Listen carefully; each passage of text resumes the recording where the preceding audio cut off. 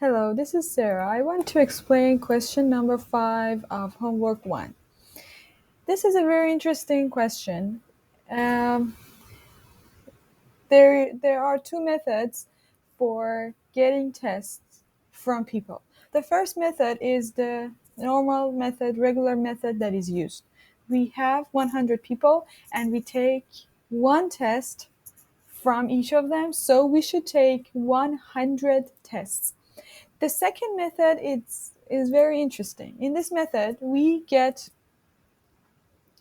one test from 10 people, and then if the test is positive, we are going to repeat the test for 10 people.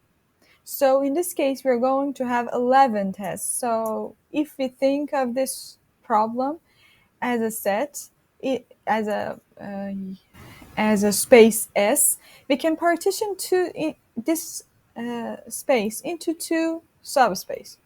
The first space is the the one test that we are going to take from 10 people, and the other side is the 11 tests that we are going to take.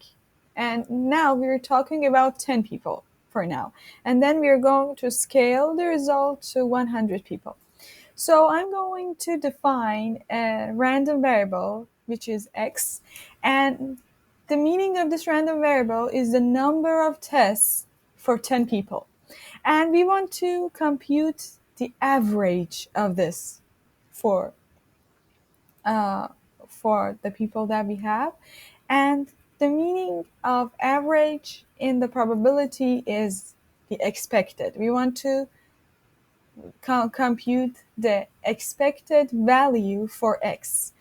And here we need to get a sigma from the all possible xi's multiply the probability that that event xi is going to happen. And here we have two values. First one is the first one is only one exam, one test multiplied by the probability of having one test, and plus 11 tests multiplied by the probability of having 11 tests. So now I want to calculate the probability of x being equal to 1. It means that all 10 members have negative tests. And for calculating this, we have to multiply the 0.9 for 10 times, because these are independent probabilities, and we can multiply this.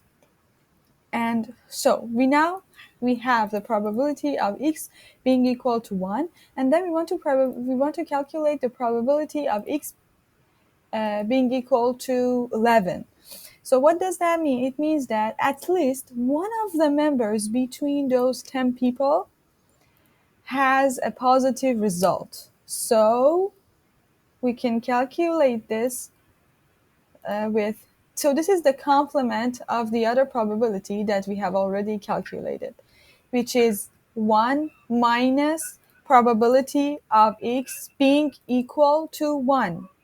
So the expectation of x can be calculated now because we have calculated the two probabilities.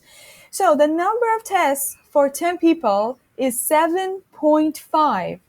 And we can understand that this method is more efficient because it reduced the average from 10 to 7.5. But actually we should